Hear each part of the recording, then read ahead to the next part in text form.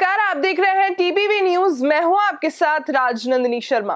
Bulletin की शुरुआत करते हैं आज की बड़ी खबरों के साथ। विधानसभा सत्र की कार्रवाई के दौरान कांग्रेस मंत्री प्रताप सिंह खाचरियावास का बयान सामने आया है। इस दौरान उन्होंने बीजेपी पर जमकर निशाना साधा। उन्होंने कहा कि बीजेपी के पास बहस का कोई मुद्दा नहीं है, बीजेपी दो टुकड़ों में बंट गई है। मंत्री ने कहा कि बीजेपी केवल जनता को बरगलाने का काम कर रही है। वहीं रूस यूक्रेन मामले पर बोलते हुए मंत्री ने कहा कि केंद्र सरकार अगर वक्त रहते छात्रों को निकाल लेती तो इस तरह के हालात देखने को नहीं मिलते।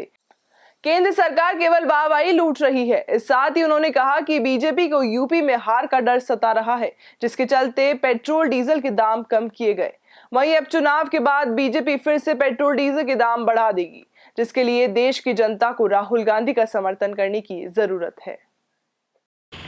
ना तैयारी है, ना मुद्दे हैं, ना मांगे हैं। राजस्थान की जनता विपक्ष से बड़ी उम्मीद करती है कि ये हमारी आवाज़ बनकर विधानसभा में इस तरह से आवाज़ बुलंद करेंगे कि जिससे सत्ता पक्ष दबाव में आए, लेकिन यहाँ उल्टा चल रहा है। राजस्थान में कांग्रेस की सरकार है। हमारा जो बजट आया उसके बाद विपक्ष के मुंह पर ताला लग गया।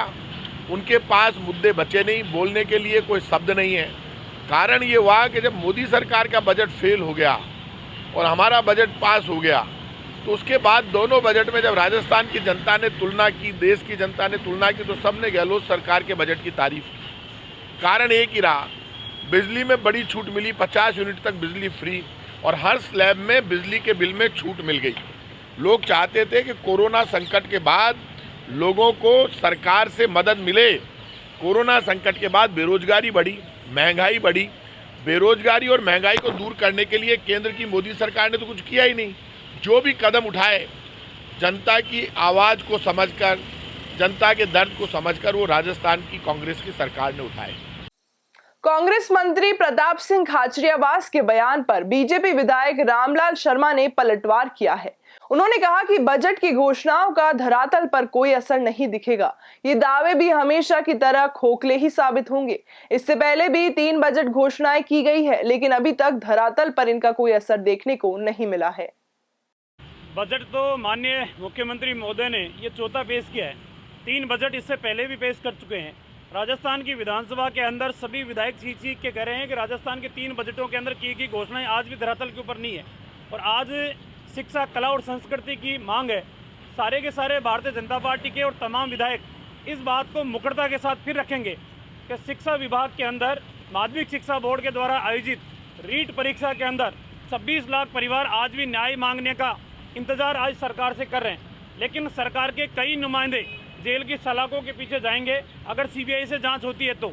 इसलिए अपने नुमाइंदों को बचाने के लिए, अपने अधिकारियों को बचाने के लिए, या अपने दामन के ऊपर दाग नहीं लगे, इस छवि को बचाने के लिए सरकार सीबीआई को जांच देना नहीं चाहती। लेकिन रीट परीक्षा का मुद्दा भारतीय जनता पार्टी का अभी भी है। संविदा नर्सेस की ओर से बीते दिनों से लगातार प्रदर्शन किया जा रहा है। इसी कड़ी में मांगों को लेकर संविदा नर्सेस की ओर से विरोध प्रदर्शन किया गया। एक भर्ती एक तारीख की मांग की गई। नर्सेस ने सरकार पर आरोप लगाते हुए कहा है कि उन्होंने कोरोना काल में भी बेहतरीन काम किया है, लेकिन सरकार की ओर से नर्सेस के हित में कोई भी कार्रवाई अमल में नहीं लाई गई, जिसको लेकर नर्सेस की मांग है कि उन्हें रिलीफ नहीं करते हुए उसी जगह नियुक्ति दे दी जाए।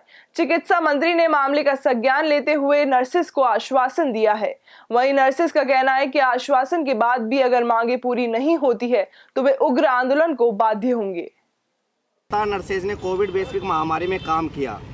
जब 28 अप्रैल 2020 को राज्य सरकार द्वारा 9000 चयनितों की सूची जारी की गई थी, उसमें एक लाइन डाली गई थी कि जो संविदा पे वर्तमान में काम कर रहे हैं वे कोविड से राजस्थान में अफरा तफरी नहीं मचे, इसलिए आप यथावत काम करते रहो।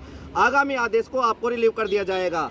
विभाग ने रिलीव नहीं करके 5 अगस्त को उसी स्थान पर यथावत हमारी नियुक्ति दे दी। अगर 5 तारीख को जो नियुक्ति देनी थी वो 28 तारीख को दे देते तो हमारे बीच में 3 तारीख का जो जूनियर सीनियर का मतभेद था, 3 महीने का जो गैप का पीरियड आया वो नहीं आता। मगर विभाग की इस गलती का खामियाजा हमें भुगतना पड़ा, या हमें 28 तारीख को अपने स्थान पर रिलीव कर देते।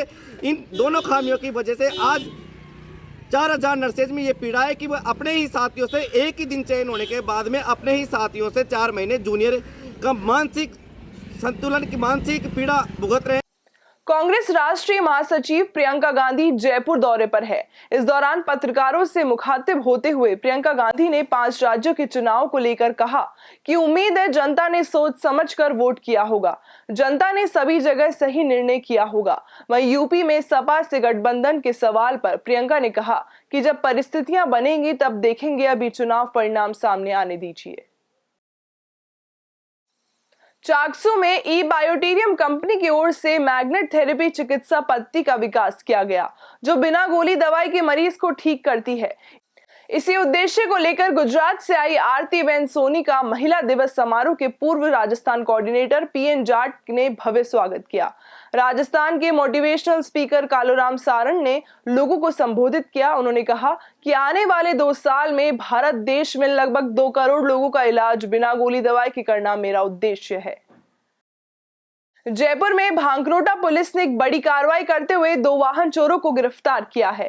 आपको बता दें कि भांकरोटा थाना क्षेत्र में लगातार वाहन चोरी की सूचना मिल रही थी, जिसको लेकर भांकरोटा थाना अधिकारी के निर्देश पर एक विशेष टीम का गठन किया गया, जिसमें बिंदायका चौकी के उप निरीक्षक छगनलाल, हेड कांस्टेबल छोटू राम कुमावत की टीम की ओर से 2 वाहन चोरों को गिरफ्तार किया गया है। जयपुर में जिला कलेक्टर राजन विशाल की ओर से जिला कलेक्ट्रेट सभागार में प्रभारी अधिकारियों के साथ बैठक की गई, जिसमें उन्होंने कहा कि सरकार के फ्लैगशिप कार्यक्रमों को प्राथमिकता के साथ लागू किया जाए और इन योजनाओं से लोगों को जोड़े। साथ ही इस दौरान राजन विशाल ने सभी बजट घोषणाओं के क्रियान्वयन, संपर्क पोर्टल और सभी फ्लैगशिप कार्यक्रमों की प्रगति की समीक्षा की गई। फिलहाल इस बुलेटिन में इतना ही। देश दुनिया से जुड़ी तमाम खबरों को देखने के लिए देखते रहिए टीपीवी न्यूज। नमस्कार।